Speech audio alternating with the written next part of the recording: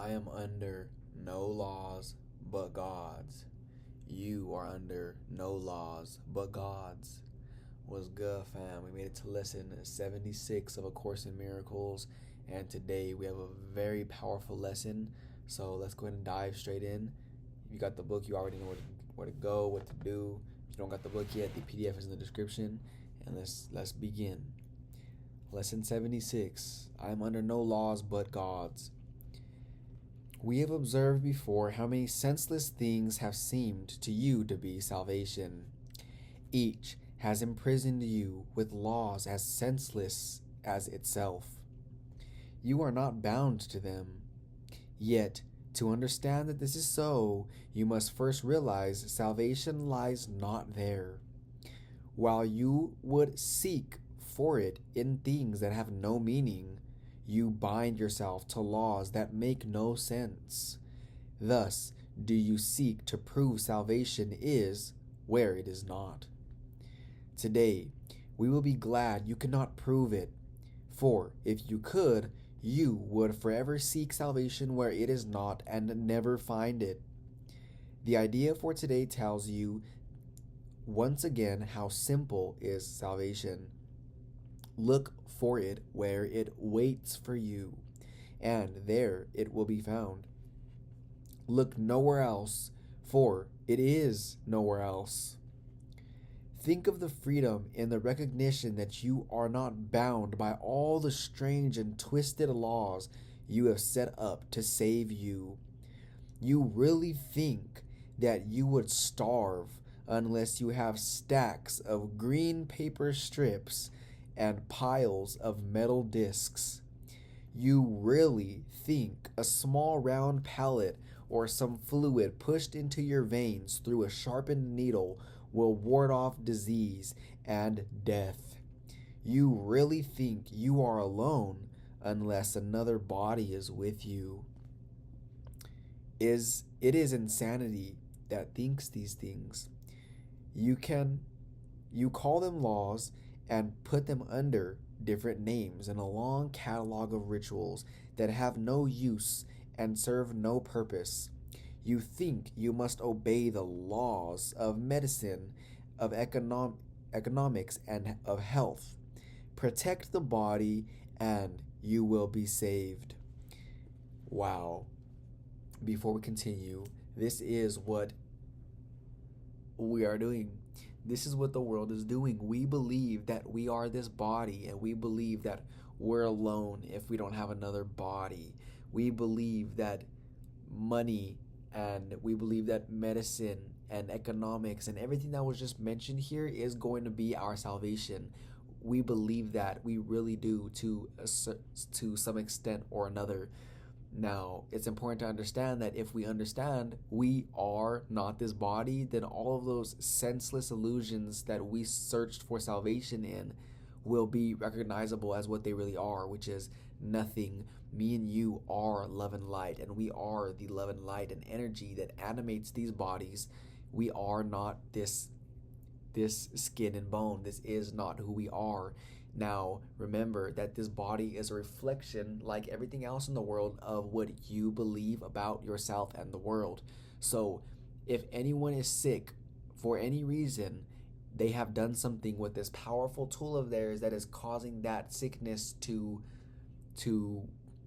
come forth through the form of through their body. Because right now, me and you are one with this body. It is not who we are, but this is the learning device that we chose. This is the tool that we're using. This is the communication device, the learning device. This is what we are operating from in this world. Now, me and you believe that if we're sick, we go get medicine and that will heal us. But remember, that's just an outside effect you're using to try to heal another outside effect. The real way to go about this when you're in your right mind is to understand that and ask yourself, where is this sickness originating from? Why am I sick? We think that we're sick because it's cold outside. We think that we're sick because of somebody gave us a sickness. We think that we're sick for all these reasons that originate from outside, when really it is us doing it to ourselves, me and you. And this powerful tool of ours has been the reason why our body is acting in the way that it is. And again, this may be very hard for some people to believe, but give it a try. If you only had pure loving thoughts, then your body would reflect that, and it would be in harmony, because the only thing that could get this neutral material out of harmony is its owner, its creator, it's the cause. You are the cause. I am the cause. And what I'm doing with this mind is either thinking with love and light and God, or not thinking at all. Whenever I'm not thinking at all, I believe fear exists. And when I believe fear exists, and worry and doubt and stress, then those are going to my body is going to reflect that belief, basically. And if you know that there is only love, and your thoughts are purely and wholly loving, then your body would reflect that as well. That's important to know, because that's how much dominion you have over this world, that you are the one who is choosing to be sick at any given moment in time. And again, we may not say that we're choosing to be sick, but that's exactly what anyone's doing. Whenever anyone's sick, or whenever anyone experiences something that wouldn't be deemed good, they have chosen that. Because at any option, you can choose to think purely loving thoughts that align with God and your creator, and your entire existence, your world, would reflect that love. And that's powerful to know, because whenever we accept that, then it gives us the control and ability to begin to harmonize our thoughts with who we really are, with the way that God would have us think, with the thoughts that God would have us think.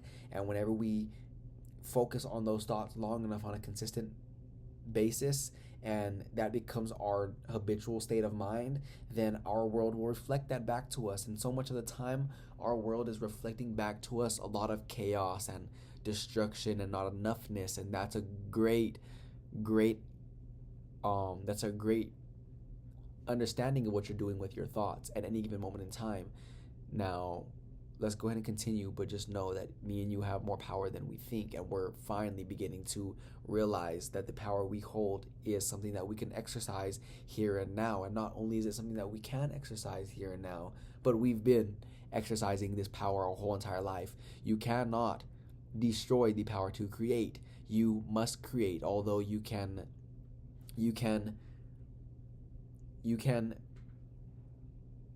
make that power as limited as possible by miscreating, or by not thinking, or whatever the case may be.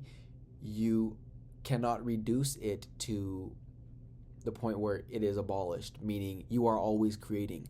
You are always exercising power of thought, and it's our responsibility to understand, am I directing my thought and flowing my energy and my life force in the direction of worry, doubt, and fear and nothingness, or am I directing my life force in love and light and creation?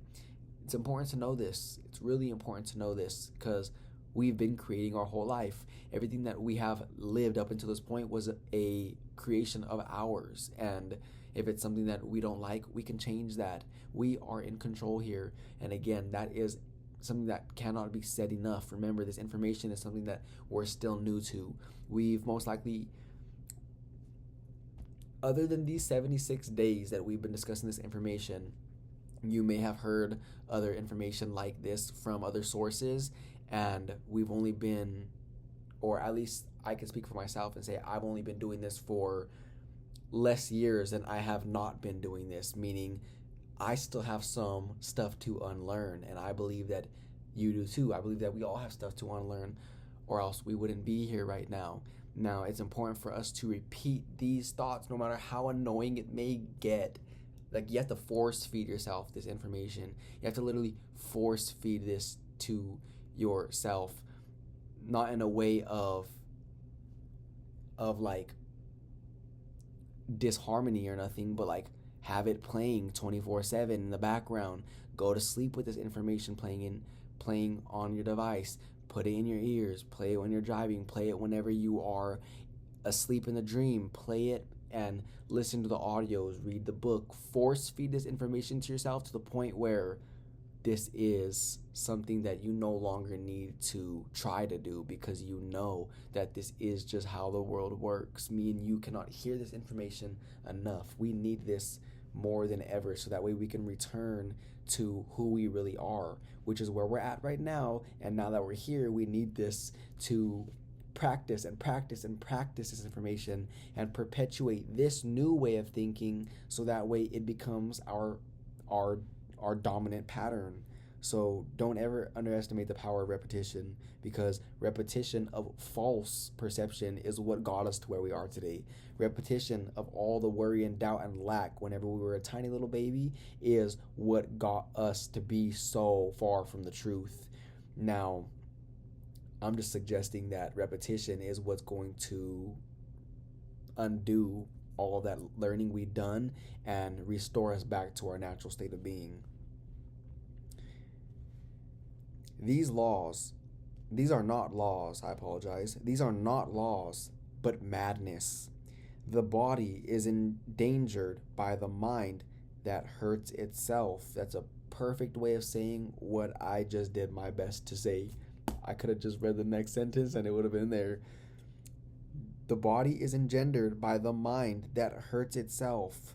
The body suffers just in order that the mind will fail to see it is the victim of itself. One more time, that's powerful. The body suffers just in order that the mind will fail to see it is the victim of itself. Powerful. The body's suffering is a mask the mind holds up to hide what really suffers. So that's kind of what I started with after we paused, that sickness is something that we are doing to ourselves, and this body, we are thinking that the body is the issue, the body is the problem, but this is just a mask covering up that the mind is the real culprit here. Our mind is what is causing this to be, but while identifying with the ego, it doesn't want to make you aware that you have all that power, because if you knew you had that power, you would be made aware that you're able to change it. And the ego, that sense of self that believes it's separate from everyone and everything, that self-image that we made apart from God, we want to stay there. That whenever we're identified with the ego, it wants to stay there. So any power that we may have, it does everything in its power to hide that fact from us by believing that we're powerless, that sickness happens because it's cold outside. Sickness happens because somebody coughed and you got their sickness. No, that's just an insane thought. What really happened here is that you are misusing your power, miscreating, and if you were aware of that, then you could do something about creating properly. So we're going to read this section one more time to kind of understand the fullness of what it's saying. The body is endangered by the mind that hurts itself. The body suffers just in order that the mind will fail to see it is the victim of itself. The body's suffering is a mask the mind holds up to hide what really suffers. It would not understand it is its own enemy, that it attacks itself and wants to die. It is from this your laws would save the body. It is for this you think you are a body. There are no laws except the laws of God. This needs repeating over and over until you realize it applies to everything that you have made in opposition to God's will. Your magic has no meaning. What it is meant to save does not exist. Only what it is meant to hide will save you. Wow, that is powerful. The laws of God can never be replaced.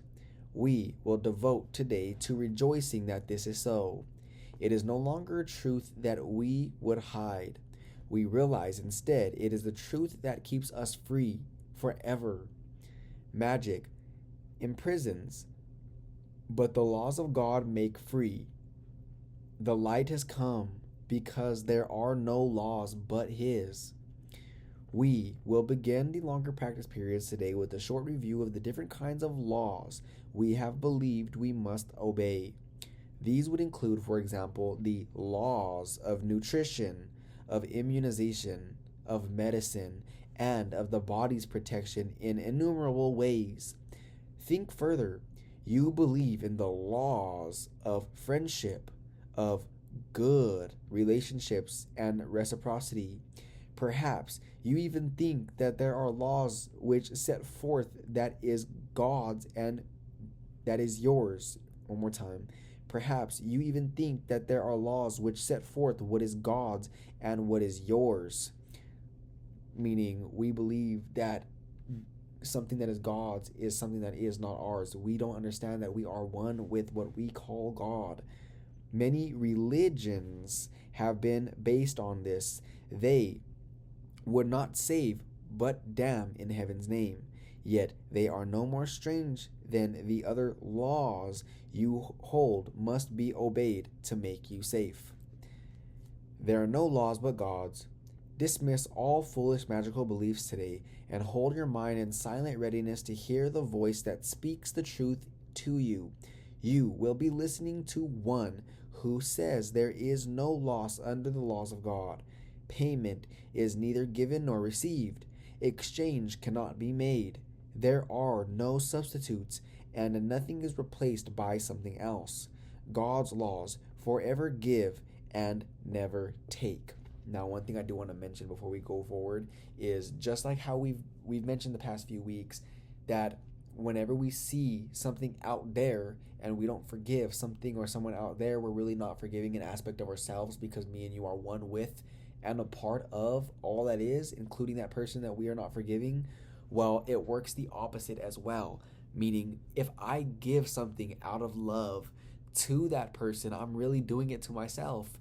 If you were to give me a gift, or you were to give me love, or you were to give me words of encouragement, you are really giving those words to yourself, because I am not somebody else. I am you.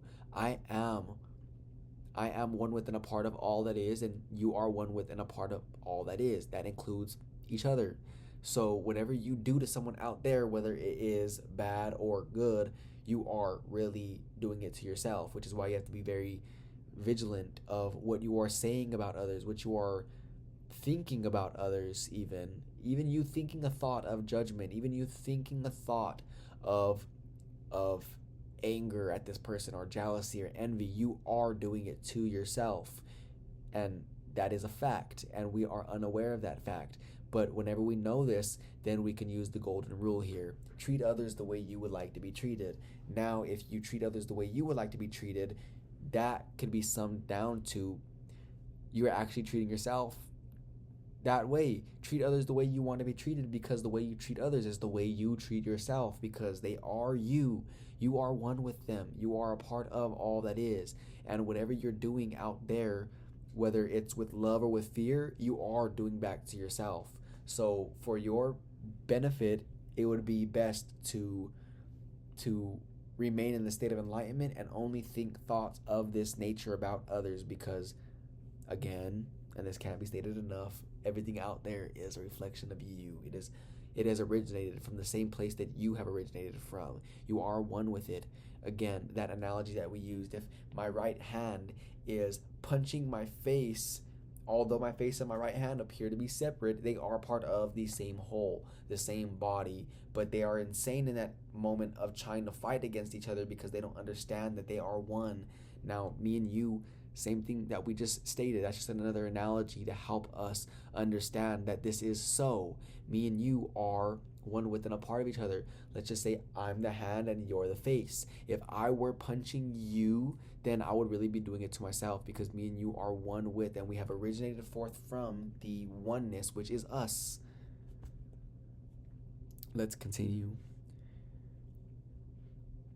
Hear him who tells you this, and realize how foolish are the laws you thought upheld the world you thought you saw. Then listen further. He will tell you more about the love your Father has for you, about the endless joy he offers you, about his yearning for his holy Son, created as his channel for creation, denied to him by his belief in hell. Let us today open God's channels to him and let his will extend through us to him. Thus is creation endlessly increased. His voice will speak of this to us, as well as of the joys of heaven, which his laws keep limitless forever. We will repeat today's idea until we have listened and understood there are no laws but God's. Then we will tell ourselves as a dedication with which the practice period concludes, I am under no laws but God's. We will repeat this dedication as often as possible today, at least 4 or 5 times an hour, as well as in response to any temptation to experience ourselves as a subject to other laws throughout the day. It is our statement of freedom from all danger and all tyranny. It is our acknowledgement that God is our Father and that his Son is saved. Powerful lesson. That is the end of today's lesson. We are going to conclude right here.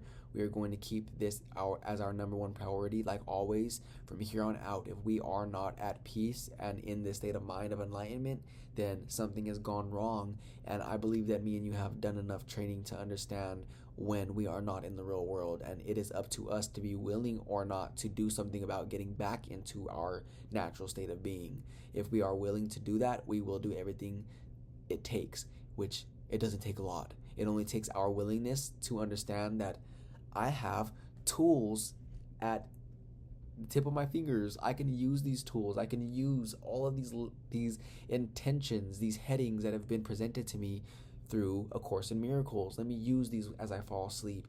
Let me understand that this is my will and this is what I want. Remember, the light has come, and the light has come because me and you have forgiven the world. And if we don't see the light at any instant, then that means we have some forgiving to do.